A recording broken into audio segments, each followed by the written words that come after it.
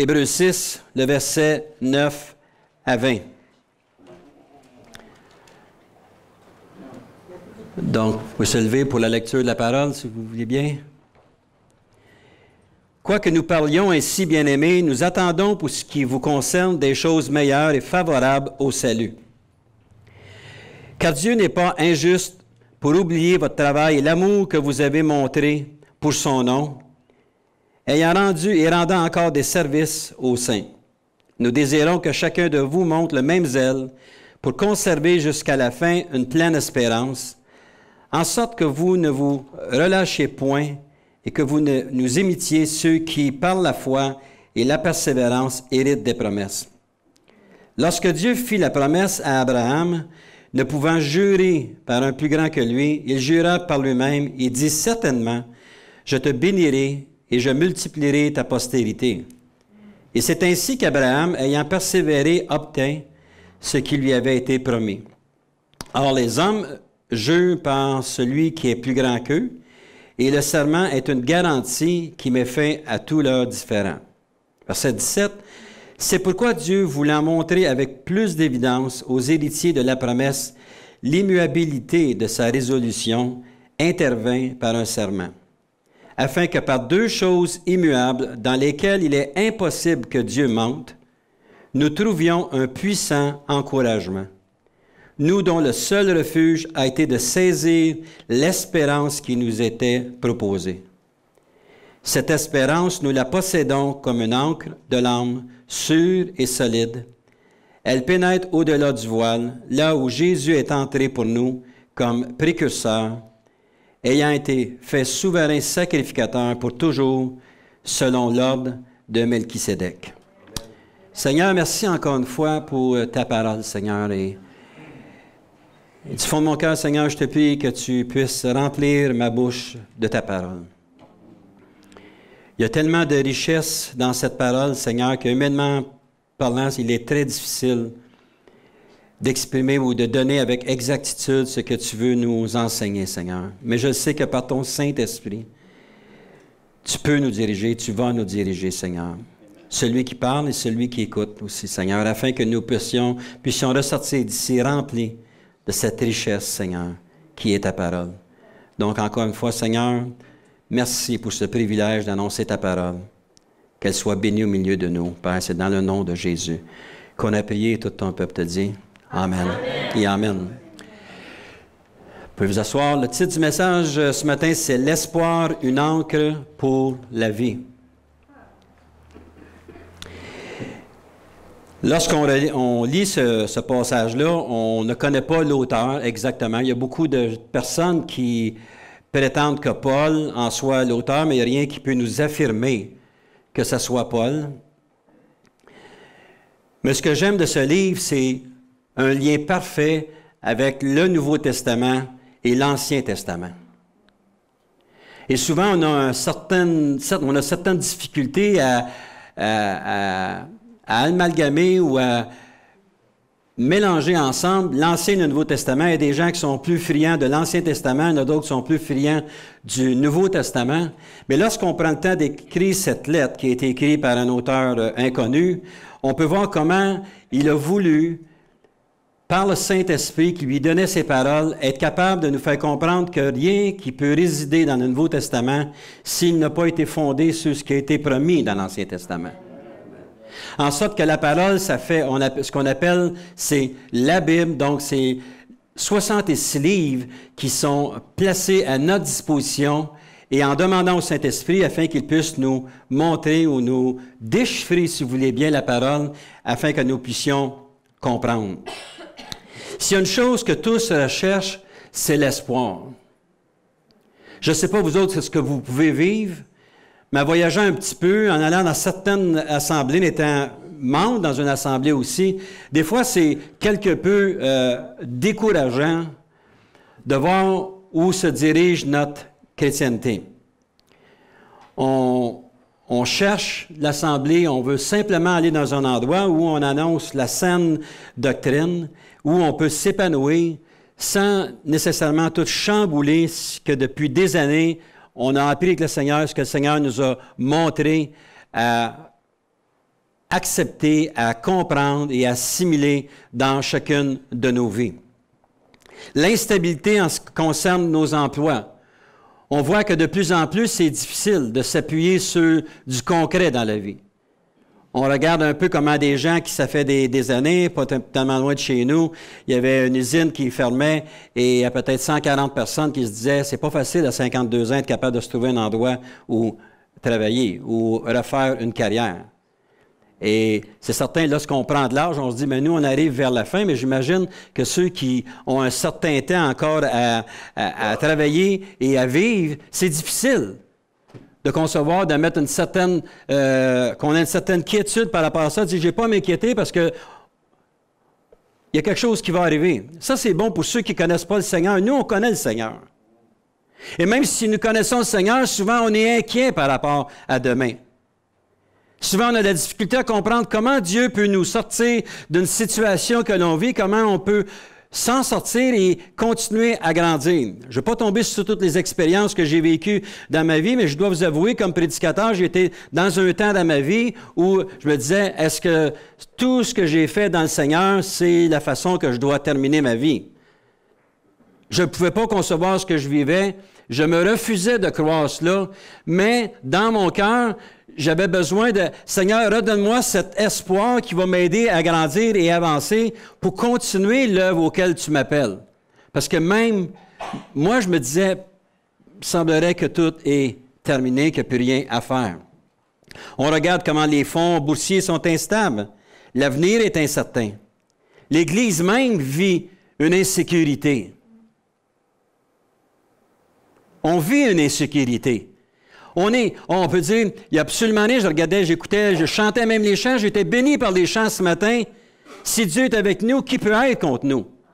C'est bon quand on chante ça le dimanche matin en 10h, 11h. Mais lundi matin, qui n'est pas tellement loin, qui est demain, je ne suis pas sûr qu'on va se rappeler de l'acétate qu'on a vue et qu'on a chanté le dimanche matin. On se fait embarquer sur le dos les fardeaux de la vie. Puis je suis convaincu que vous êtes comme moi, on prend certains de ces fardeaux-là, puis on se demande comment je vais m'en sortir. Je lisais une petite étude il y a quelques années déjà, montrant qu'un enfant allé jusqu'à l'âge de 7 ans ne vit pas d'incertitude. L'incertitude, c'est-à-dire. Lorsqu'un enfant est dans un foyer qui est normal, un foyer qui se sent entouré par son père et sa mère, qui pourvoit, qui aide, qui conseille, l'enfant va s'épanouir, l'enfant va être joyeux. Mais lorsque l'enfant commence à sortir de sa phase d'enfant, puis commence à devenir vers une adolescence ou une préadolescence, ou se diriger vers un côté adulte, il commence à se questionner comme nous, les adultes. Ça, le fun, on serait resté jusqu'à l'âge de 2-3 ans. Tu sais, pas de problème. Mais on commence à vieillir, puis on commence à décortiquer la vie, puis on a de la difficulté. Et dans cette étude-là, ça disait que c'est à ce moment bien précis, si on n'a pas une bouée de sauvetage, si on n'a pas une source de sécurité, si on n'a pas une source pour aller chercher notre espoir, aller à un endroit où on peut se sortir de toutes les expériences, c'est là que le danger commence et qu'on commence à décliner et qu'on voit que les jeunes, à partir de 7, 8, 9, 10 ans, on voit de plus en plus de jeunes qui s'enlèvent la vie, qui sont attirés vers le découragement au lieu d'être encouragés pour l'avenir. Peu importe ce qui se passe, peu importe ce qu'il y a en avant, même avec tout ce qui peut se passer, je suis nullement effrayé pour demain parce que ma parole me dit que demain, le Seigneur s'en occupe. Même, il nous dit dans la parole, il dit, « Cassez-vous pas la tête pour demain, vivez pleinement aujourd'hui. » Et demain va s'occuper de demain.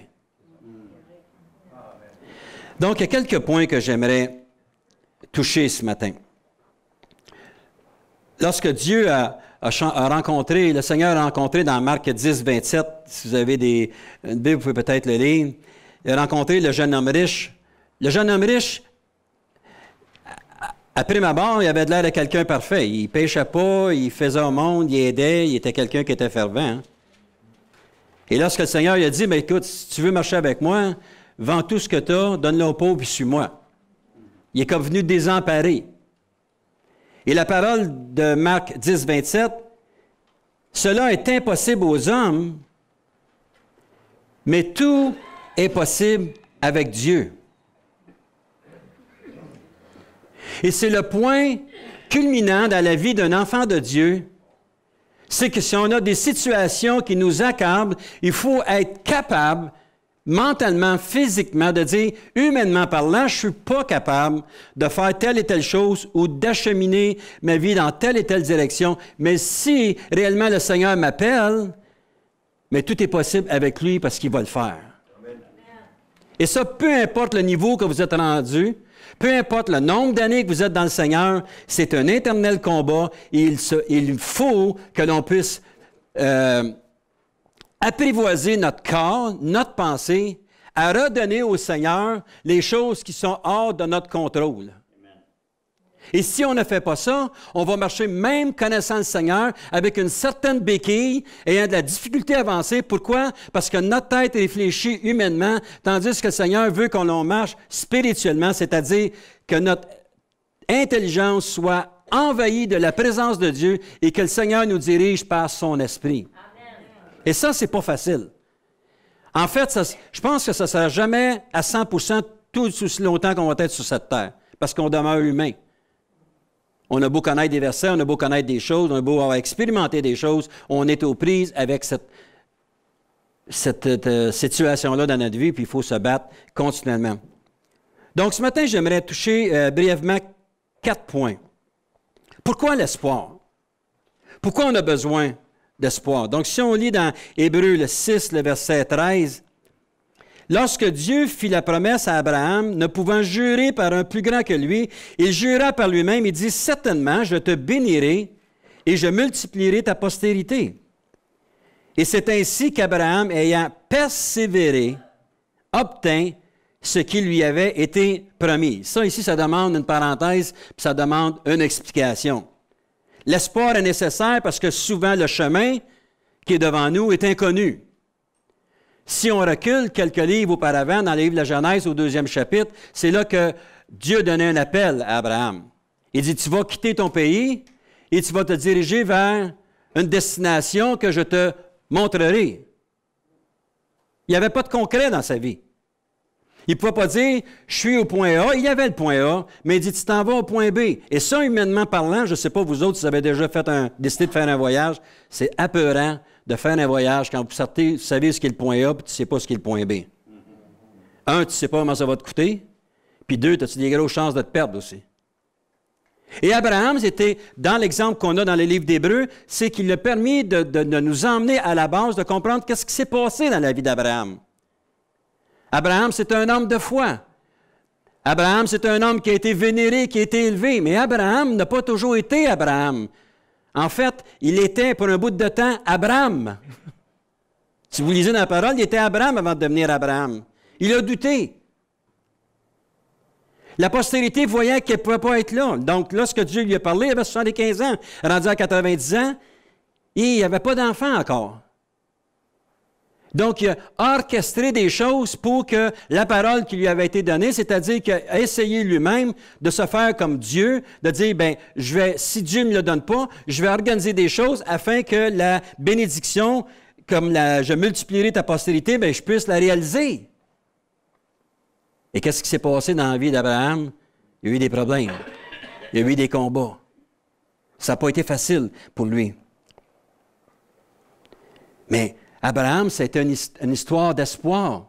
Si on prend le temps de le lire de Genèse 12 jusqu'à la fin, on voit comment est-ce que Dieu a dirigé les moindres détails. Même Dieu était jusqu'à dire, écoute, tu as de l'air tellement en amour ou tu es tellement prêt à me suivre que je vais te demander d'aller immoler ton seul fils, qui était ta postérité dans le fond. Et ça devait être difficile pour un homme, je m'imagine, d'être à sa place. L'espoir était à Abraham, comme la confiance était à Moïse, comme la persévérance était dans le livre de Josué, et la détermination dans la vie de David et l'obéissance dans les prophètes. Chacune de ces sphères-là de la Bible avait un but bien précis, c'est que les gens, les hommes, devaient s'habituer à entendre la parole de Dieu. Et on voit ça comme on a vu Abraham, on a vu Moïse, on a vu Josué, on a vu David, mais on a aussi vu comment les prophètes ont parlé aux dirigeants pour leur dire « Tu t'en vas pas sur la bonne direction. Tu ne te diriges pas comme fou. Tu t'en vas dans une route que toi, tu ne la connais peut-être pas. Elle est peut-être inconnue à tes yeux. Mais moi qui suis ton Père éternel, c'est exactement où tu t'en vas et qu'est-ce que tu vas faire et comment tu vas terminer. L'espoir. C'est important de saisir cet espoir-là afin que l'on puisse vivre pleinement. L'histoire d'Abraham était tellement dehors des normes humaines que le seul choix qu'il avait était d'espérer. Et peut-être que vous êtes dans cette situation-là aujourd'hui. Peut-être que vous êtes devant une destination ou une idée qui est inconnue, que vous ne savez pas, vous marchez dans le néant. Et vous savez que Dieu est là, Dieu vous prend par la main, Dieu vous dirige. Et ce qu'il veut, c'est que vous puissiez prendre confiance en lui et de vous encourager par sa présence dans votre vie. Deuxième point, l'espoir est nécessaire quand l'attente, souvent, est longue. Moi, là, si j'ai une grande qualité, là, je suis très impatient. Il ne faut pas appeler ça de même. Moi, quand j'ai quelque chose, il faut que ça soit fait hier. L'attente, pour moi, c'est difficile. Mais pourtant, la parole, c'est ce qu'elle nous dit. Hébreux 6, le verset 14, lorsque la parole nous dit, il dit certainement, je te bénirai. Ceux qui font un peu de grammaire, qui ont fait de la grammaire, qui ont été à l'école, c'est un verbe qui est au futur. Il n'a pas dit, je te bénis, je te multiplie, je te bénirai, je te multiplierai. On a besoin de comprendre que le Seigneur, lui, a un temps prédestiné pour nous. Il sait par où on passe. Il comprend nos situations. Il sait comment on peut être écrasé des fois par certaines situations.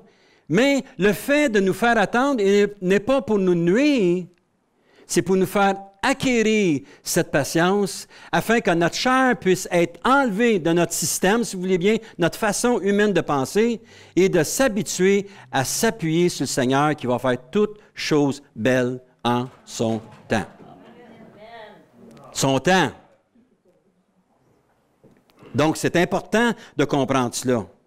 Il y a toujours un élément de tension entre la promesse donnée et l'accomplissement de la promesse.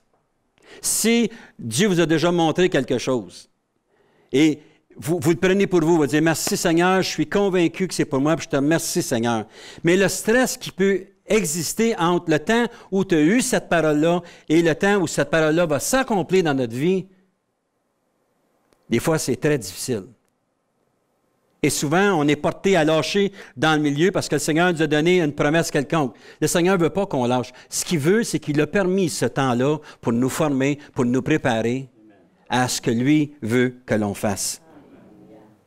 L'espoir du Seigneur est ce qui bâtira un pont entre l'attente et le but. Entre l'attente et le but. Il y a cette parenthèse-là qui est ouverte. Lorsque j'allais à l'école, ça fait plusieurs années, l'institutrice m'avait dit, c'est important que tu rouvres une parenthèse. Parce que moi, je mettais la parenthèse fermée quand il fallait que la parenthèse soit fermée. Là, quand j'étais tanné, je la fermais, la parenthèse. Il disait, c'est pas le temps de fermer la parenthèse parce que le point que tu veux exprimer parce que tu as nommé avant n'est pas rendu à son accomplissement. Donc, la parenthèse doit être rendue jusqu'au bout. Et lorsque c'est rendu jusqu'au bout, la parenthèse se ferme. Et dans notre vie avec le Seigneur, c'est la même chose. Ça fait 30 quelques années que je suis au Seigneur et puis j'ai travaillé pas mal au ministère et puis je m'aperçois que la parenthèse, ça ne s'est jamais fermée. Moi, je pensais qu'à un moment donné, la parenthèse était fermée. Bon, mais merci Seigneur, tout est réglé. Mais la parenthèse est toujours demeurée ouverte. Pourquoi? Parce que le Seigneur n'a pas fini d'accomplir ce qu'il avait à accomplir dans sa vie. Et avec le Seigneur, s'il y a quelque chose de beau, c'est que l'œuvre qu'il a débutée il y a X nombre d'années, il va la terminer lorsqu'il va avoir décidé de la terminer, lorsqu'il va vous rappeler à lui. Mais tant qu'on est sur cette terre, cette parenthèse demeure ouverte afin que le Seigneur puisse nous parler et nous diriger dans la vie. Troisième point, l'espoir est nécessaire quand notre direction est contraire à la volonté de Dieu. Des fois, à parler avec des gens, ça nous fait réellement réfléchir. Je parlais avec quelqu'un hier et puis ça m'a réellement frappé. Réellement frappé. Tout simplement, il a dit une parole, il dit, le fait que tu décides de faire telle et telle chose dans ta vie, est-ce qu'automatiquement, ça ne fermera pas une porte pour ce que le Seigneur veut accomplir dans ta vie? Puis je me suis endormi là-dessus hier soir. Puis à cause de cette personne-là, j'y ai pensé toute la nuit. J'ai dit, il n'y a peut-être pas tort. Le fait qu'on ait une idée dans notre tête préconçue de dire, si je suis rendu là, je vais faire ça, je vais faire ça, je vais faire ça. Est-ce que le fait d'accepter cette version-là humaine de l'homme, c'est pas ce qui va empêcher que le Seigneur puisse te montrer quelque chose d'autre? Au verset 18 d'Hébreux 6, afin que par deux choses immuables, dont lesquelles il est impossible que Dieu mente, nous trouvions un puissant encouragement. Nous dont le seul refuge a été de saisir l'espérance qui nous était proposée. De saisir un puissant encouragement pour saisir quoi? La seule chose que le Seigneur nous a donnée, c'est l'espérance. Avec une conviction qui va venir. Il dit, je m'en vais vers le Père. Il dit, ne vous inquiétez pas, je vais venir vous chercher. Je ne suis plus présent parmi vous. Je vais vous envoyer mon esprit qui va vous envoyer, qui va vous expliquer, qui va vous enseigner tout ce que je vous ai enseigné. L'espérance. L'espérance que oui, il y a un ciel, l'espérance que oui, il y a un enfer, l'espérance que le Seigneur va nous libérer des choses atroces qu'attendent le monde entier qui vont se rebeller contre Dieu. Ça, c'est la seule chose qui doit nous animer, de vivre sur cette espérance-là. La chose la plus difficile à maîtriser dans la vie d'un enfant de Dieu est ce que je veux faire versus à ce que Dieu veut pour moi. C'est la chose la plus difficile. Donc, nous devons nous appuyer sur cette espérance de la parole de Dieu. De dire qu'il a débuté quelque chose puis qu'il va terminer quelque chose d'extraordinaire. Si on reste appuyé. Ça ne veut pas dire qu'il nous abandonne si on décide de bifurquer, de tourner à droite et à gauche. Ce n'est pas une question d'abandon, là. C'est une question de joie, d'épanouissement dans notre démarche avec le Seigneur. C'est-à-dire que, je suis heureux, mais des fois, on est heureux, mais pas aussi heureux qu'on voudrait parce que peut-être qu'on s'éloigne de ce qu'à la base, le Seigneur veut nous faire faire. Abraham a tenté par tous les moyens humains de combler son vide, mais en vain. Il a même, même sa femme, elle l'a envoyé vers un autre, vers sa servante, pour combler le vide qui manquait un enfant pour la postérité. Et on connaît toute la dissension que ça l'a emmené. Humainement parlant, on est capable de s'organiser avec nos choses. Humainement parlant, on est assez intelligent pour tricoter toutes sortes de choses dans notre vie ou concocter toutes sortes de choses pour nous éloigner finalement de l'appel que Dieu nous a donné puis que seuls nous savons ce que Dieu a placé dans notre cœur.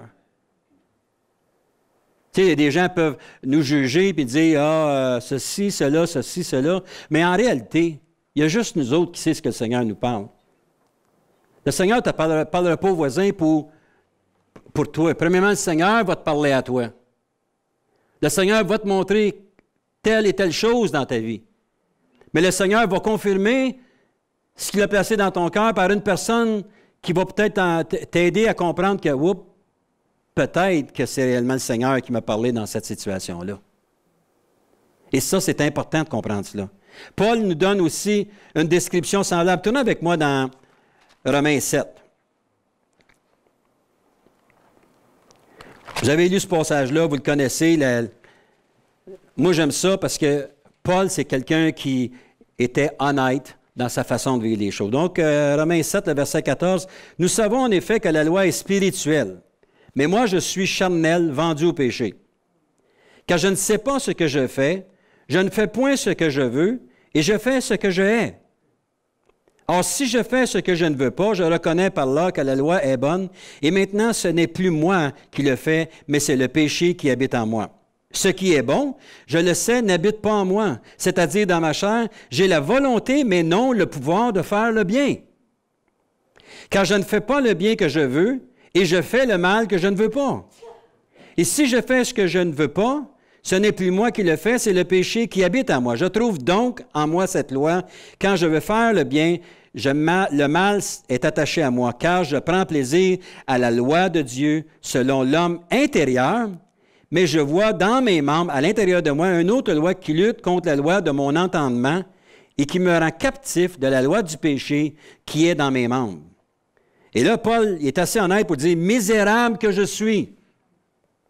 Qui me délivrera de ce corps de mort? Grâce soit rendue à Dieu par Jésus-Christ notre Seigneur. Ainsi donc, moi-même, je suis par l'entendement esclave de la loi de Dieu et je suis par la chair esclave de la loi du péché. » C'est à peu près un des plus beaux passages qui décrit le spirituel avec le charnel. Et ça, tout le monde qui est ici ce matin, on vit cette réalité-là de la vie. Souvent, on dit, bien, je ne voulais pas faire ça, mais je l'ai fait. Paul a eu le courage de le dire. Puis merci Seigneur pour l'obéissance de Paul à dire ce passage-là, parce que si tous ceux qui ont écrit la Bible seraient parfaits, on serait en gros problème. Il n'y aura pas de chrétiens. Pourquoi? Parce qu'on se sentirait culpabilisé. Je n'essaie pas d'ouvrir une porte, d'aller et de dire « péchez comme vous voulez », ce n'est pas ça que je veux dire. C'est qu'il y a une lutte en dedans de nous. Et l'ennemi, ce qu'il veut, c'est nous faire déchoir de l'espoir qu'un jour, on va être avec le Seigneur Jésus-Christ pour l'éternité. Il y a peut-être des gens qui écoutent sur le web qui ne connaissent pas le Seigneur ce matin. Bien, je m'adresse aussi à vous autres. Tu as beau être assis devant ton téléviseur, parce que moi, en 1982, quand j'ai entendu parler du Seigneur, ça a été ma première fois devant un téléviseur à 9h30 du matin. Je ne comprenais pas l'anglais dans ce moment-là. Il avait dénommé Rex Humbart, puis il y en a qui s'en rappellent de ça. Et puis, j'ai commencé à pleurer. Un gars comme moi qui pleure, c'était pas normal. Mais lorsque ma femme s'est levée avec les enfants, je me suis dépêché de changer le poste de télévision, m'empresser d'essuyer mes larmes, puis de revenir à mon homme naturel, beau, bon, fort, puis capable de s'occuper de ses choses. Et peut-être vous attendez un message ce matin, mais c'est le message, c'est un prédicateur qui vous parle, mais aussi l'Esprit de Dieu qui vous touche. Vous avez besoin de vous accrocher au Seigneur, qui est l'espoir de ce monde, qui va nous sortir de ce marasme. Notre appui sur le Seigneur amènera automatiquement l'espoir, mais s'appuyer sur soi-même amène automatiquement le découragement. On ne vaut pas grand-chose. Parce que dans notre tête, on a des hauts et des bas. Hop, on est high, hop, on est down. Hop, on est high, on est down. Avec le Seigneur, ça ne veut pas dire qu'il n'y aura pas des temps qui ne sont pas faciles. Mais il va nous aider, on le sait, on peut nous amener une stabilité dans notre vie, puis de regarder au Seigneur, de dire des grandes choses. C'est pour ça que l'auteur d'Hébreux dit que nous trouvions un puissant encouragement. 4e point, l'espoir est nécessaire surtout quand les eaux sont tumultueuses.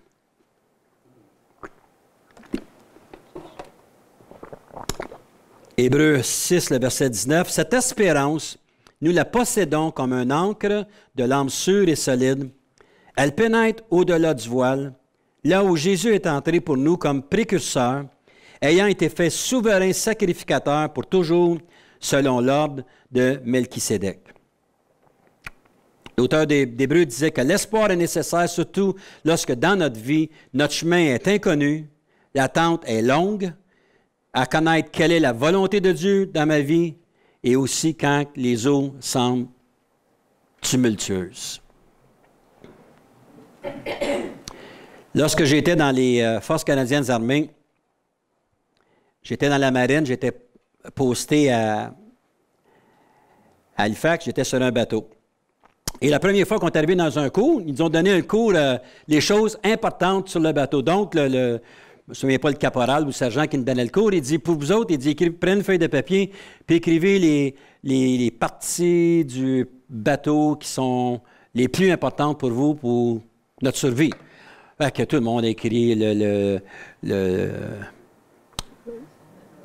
pour diriger le bateau, le moteur, les bouées, les canaux de sauvetage et puis tout. Fait que là, il a pris ça, on était une trentaine dans le cours, fait qu'il dit, il n'y a pas personne qui a trouvé les vraies choses nécessaires. Ouais, à bâbord, batterie-bord, c'est ça. Il dit, il y a deux choses qui sont impératives sur un bateau. C'est la qualité de l'ancre. L'ancre, ANCRE, puis la qualité des amarres lorsqu'on s'en va, les cordages pour aller sur le quai. Puis là, il nous expliquait que si on est en haute mer, peu importe si on est en haute mer, il y a toujours des bas-fonds. Et si la tempête est tellement furieuse qu'on n'est plus capable d'y aller, il y a des possibilités de descendre l'ancre afin qu'elle puisse se saisir, prendre après le roc, puis demeurer, garder le bateau stable, au moins qu'il ne se fera pas bafouer, s'en aller ses côtes et être détruit. Puis une autre chose, il dit, si vous arrivez devant un port, il dit, remarquez bien, il dit, les cordages sont importants que ce soit en très bonne qualité, parce que lorsque vous lancez ça sur le bord, il dit une chose, c'est pas le quai qui nous approche, qui va nous approcher du quai, mais il dit, c'est les moteurs qui sont à l'intérieur sur le bateau, qui saisissent les cordages et qui nous tirent vers le quai afin qu'on soit stable et à l'épreuve de la tempête. Mais dans la vie, c'est la même chose. Lorsque les eaux sont tumultueuses, si vous n'avez pas personne sur qui vous appuyer, c'est triste. On est humain, on a de la difficulté. Que l'espoir est nécessaire, surtout lorsque dans notre vie, tout est inconnu. L'angle de l'espoir est ce qui nous tient solidement ancrés au roc. Et le roc, pour nous, enfants de Dieu, c'est Christ, Jésus le Christ. Et dans notre vie, on a besoin plus que jamais que notre ancre soit certaine qu'elle soit en bonne condition, c'est-à-dire notre cœur et notre pensée, pour lorsque ça ne va pas bien dans notre vie, qu'on soit capable d'être ancré solidement après le Seigneur et d'être capable de résister aux tempêtes. Amen. Peut-être que vous n'avez pas de tempête dans votre vie. Je ne veux pas être un prophète de malheur, ça va venir. Les tempêtes font partie de la vie. Les situations font partie de la vie. Moi, je pensais que quand tu es jeune, c'est normal que tu aies des tempêtes, puis en vieillissant, tu as moins de tempêtes. Puis c'est aperçu qu'encore là, je me suis trompé qu'il n'y a pas d'âge pour une tempête. Même si je suis le bord de prendre ma retraite, l'âge de la retraite, c'est-à-dire les tempêtes, il y en a tout le temps. Et si je ne mets pas mon cœur, je n'entre pas mon cœur solidement après Jésus-Christ, mais je ne vois pas grand-chose. Je vais me faire bafouer à droite et à gauche. Je vais me faire éloigner du corps de Christ. Je vais commencer à négliger ma relation avec Dieu. C'est triste comment on peut être détruit des fois simplement en oubliant de réaliser que la solution est bien plus près que l'on puisse s'imaginer, c'est-à-dire en Jésus-Christ. Un message qui n'est plus tellement populaire. Aujourd'hui, à travers les assemblées, ce qu'on voit en tout cas dans notre coin, c'est toutes sortes de manifestations spéciales, que l'avenir est dans les manifestations spéciales. On va courir à droite et à gauche pour aller chercher des gens qui vont emmener des manifestations spéciales. J'ai rien contre les manifestations du Saint-Esprit, vous savez. J'ai aucun problème d'entendre quelqu'un qui va emmener un message prophétique, quelqu'un qui va parler en langue. J'ai absolument aucun problème avec cela. Mais c'est à nous d'aller chercher les ressources qu'on a besoin avec notre Dieu. Je ne veux pas dire qu'on n'a pas besoin des gens pour nous emmener des messages. Vous m'avez invité. Merci Seigneur. Mais je vais repartir. Si la base de l'Église de Montjoly est basée sur le message que le pasteur Lapointe a emmené, on est en sérieux problème. Ben, je ne reste pas à Montjoly.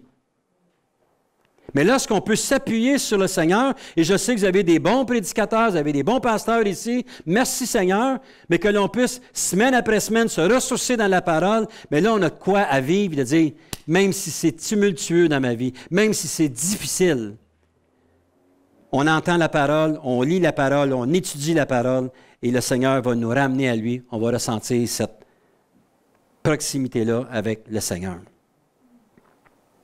On a terminé avec 3 points. Ce matin, il y avait un passage qui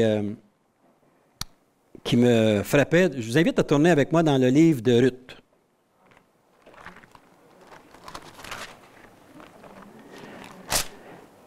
Ruth, c'est juste avant 1 Samuel. Ah, on sait c'est où 1 Samuel. Le livre de Ruth, c'est un livre qui n'est pas tellement prêché.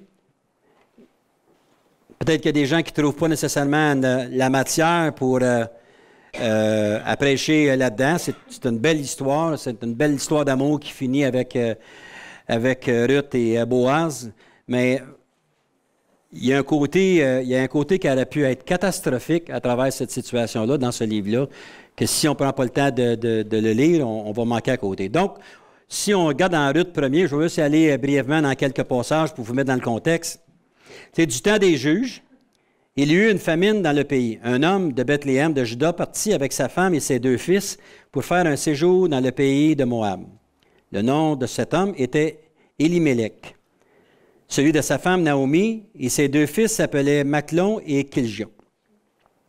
Ils étaient Éphratiens de Bethléem, de Juda. Arrivés au pays de Moab, ils y fixèrent leur demeure. Élimélec, mari de Naomi, mourut. Et elle resta avec ses 2 fils. Il prit des femmes moabites, dont l'une se nommait Orpa et l'autre Ruth, et ils habitèrent là environ 10 ans.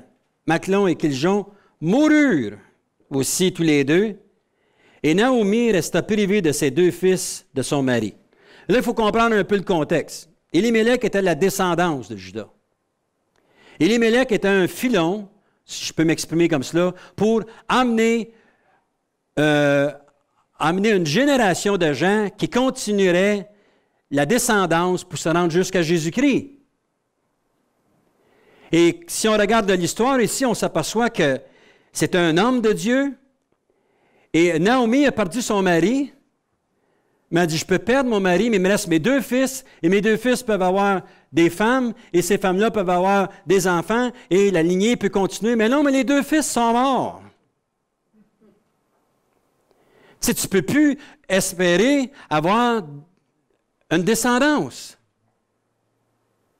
Mais Naomi veillait au grain, et elle disait, je vais t'envoyer dans un endroit où il y a quelqu'un qui peut nous représenter. Son nom était Boaz, qui était de la lignée, lui-ci. Boaz, on n'en connaît pas beaucoup sur sa vie, ça n'en parle pas beaucoup de Boaz dans sa vie, mais Boaz, c'était quelqu'un qui était riche, c'était quelqu'un qui avait des grandes terres, c'était quelqu'un qui moissonnait, qui récoltait et tout ça. Et Naomi a poussé sa belle-fille à aller vers Boaz, qui, à ce moment-là, avait probablement aucune intention de se marier avec Ruth. Il était peut-être bien tout seul. Mais avec les circonstances que vous connaissez autant que moi, vous voyez comment ces 2 personnes-là se sont unies. Et ce qui est intéressant là-dedans, si vous regardez, mettons, on va terminer avec en Ruth 4 et le verset 13. Ça vaut la peine de lire ça. Vous allez voir comment est-ce que Dieu a un plan et comment son plan est précis. À l'heure actuelle, il n'y a plus de lignée possible pour aller jusqu'à Jésus-Christ, là.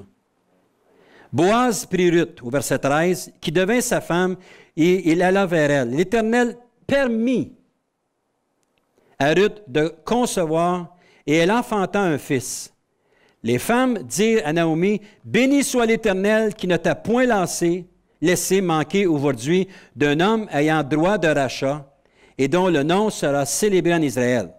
Cet enfant restaurera ton âme, et sera le soutien de ta vieillesse, car ta belle-fille qui t'aime l'a enfanté, elle qui vaut mieux pour toi que 7 fils. Naomi prit l'enfant, il le mit sur son sein, et elle fut sa garde. » Mais on va terminer avec le verset 17, aller jusqu'à la fin, vous allez voir. Les voisines lui donnèrent un nom en disant, « Un fils est né à Naomi. » Et elles l'appelèrent Obed. Ce fut le père d'Ésaïe, père de David. Voici la postérité de Péretz. Péretz engendra Hetzron, Hetzron engendra Ram, Ram engendra Aminadad, Aminadad engendra Natchon, Natchon engendra Salmon, Salmon engendra Boaz, Boaz engendra Obed, Obed engendra Isaïe, et Isaïe engendra David. Intéressant. Humainement parlant, Naomi, qui elle voyait le portrait avec ses yeux humains, disait, c'est fini, il n'y en a plus de descendance.